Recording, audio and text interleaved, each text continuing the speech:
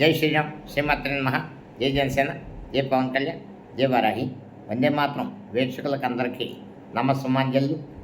ఈరోజు గుజరాత్ అహ్మదాబాద్ సమీపంలో, విమానాశ్రయం సమీపంలో ఇండియన్ ఎయిర్వేస్ విమానం ఘోర ప్రమాదానికి గురి కావడం దిగ్భ్రాంతి కలిగించింది. వందలాది ప్రాణాలు గాలిలో కలిసిపోయాయి. చిత్రం ఏంటంటే, విమానంలో సంబంధం లేని వాళ్ళు, బయట వాళ్ళు భారతదేశ భవిష్యత్తులో లక్షలాది మందికి వైద్య సేవలు అందించి పీజీ మెడికల్ కానీ, రెసిడెంట్ డాక్టర్స్ కానీ పదుల సంఖ్యలో మరణించడం మరింత బాధాకరం. ఏదేమైనా ప్రమాదం అనుకోకుండా జరిగేదాన్ని ప్రమాదం అంటాం. గతంలో అనేక ప్రమాదాలు జరిగి ప్రతి దాని నుంచి నేర్చుకుంటూ మరింత ప్రమాదాలు నివారణ చేసే విధంగా అటు ఎయిర్వేస్ కానీ, రైల్వేస్ కానీ, రోడ్వేస్ కానీ చేస్తూ ఉంటాయి. కానీ ప్రమాదాలు అన్నిచ్చిపోయిపోయాయి. ప్రధానంగా ఇక్కడ ఎయిర్వేస్ ప్రమాదానికి కారణాలు ప్రధానంగా వాతావరణ ప్రతికూలత, టెక్నికల్ ఫెయిల్యూర్, మానవ తప్పిదం లేదా కుట్రకోణం. ఈ నాలుగిట్లో ఇది ఏంటి అన్నది అనేక సంస్థలు దర్యాప్తు చేసి కొంత సమయం తీసుకుంటూ ఇప్పుడే ఏది నిర్ధారణకు వచ్చి ఎవరి మీద నిందలు వేయలేం. ఏ రకంగా జరిగిందన్నది డీజీసీఏ కానీ ఇతర సంస్థలు కానీ దర్యాప్తు చేసి నిర్ధారిస్తాయి, బ్లాక్ బాక్స్ దొరికాక. ఏది ఏమైనా ఈ వివాద ప్రమాద ఘటన ప్రపంచాన్ని కలిసివేసింది.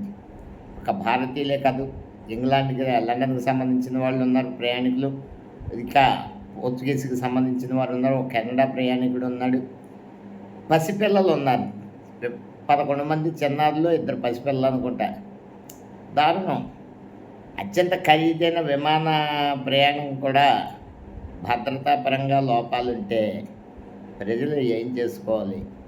కాస్త టెక్నికల్ మెయింటెనెన్స్లో కూడా అనేక ఆరోపణలు వస్తాయి. ఒక ఆర్టీసీ బస్సులోని టెక్నికల్ ఫాల్ట్ డ్రైవర్ రాస్తే అలాగే కానీ నడుపు పర్లేదని ఆ అధికారులు ఎలాగైతే తిప్పుతారో, విమానాల్లో కూడా టెక్నికల్గా ఏమైనా ప్రాబ్లమ్స్ వస్తే ఆ మాత్రం నడపలేవా అని పైలట్లని సంస్థ పై అధికారులు అనే సందర్భాలు ఉన్నాయి. దయచేసి భవిష్యత్తులో పూర్తి సేఫ్టీ మెయింటెనెన్స్, ఏ వస్తువుకన్నా వాహనానికన్నా మెయింటెనెన్స్ ఉంటేనే అది సేఫ్టీగా ఉంటుంది. అధికారులు కానీ, ఏ విమానయాన సంస్థల అధికారులు కానీ, అలాగే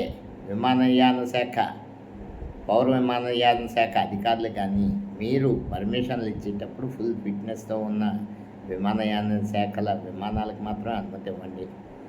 ప్రయాణికుల భద్రతతో చెలగాట వాడకండి. ఇంతకు మించి చెప్పలేం, మాటలు రావట్లేదు. ఎక్కడికో వెళ్దాం అనుకున్నాం, ప్రాణాలు గాల్లో కలిసిపోయి ఎవరు తప్పిదాం.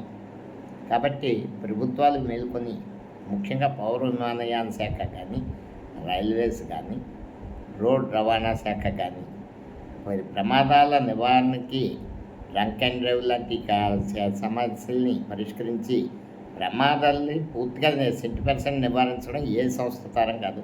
కనీసం మీరు మైన్యూట్గా 1% తగ్గించిన ప్రమాదాలని ప్రజల్ని కాపాడిన వాళ్ళు అవుతారు. ఇంతకు మించి చెప్పడానికి లేదు. చివరగా ఈ ప్రమాదంలో అసూలు బాసిన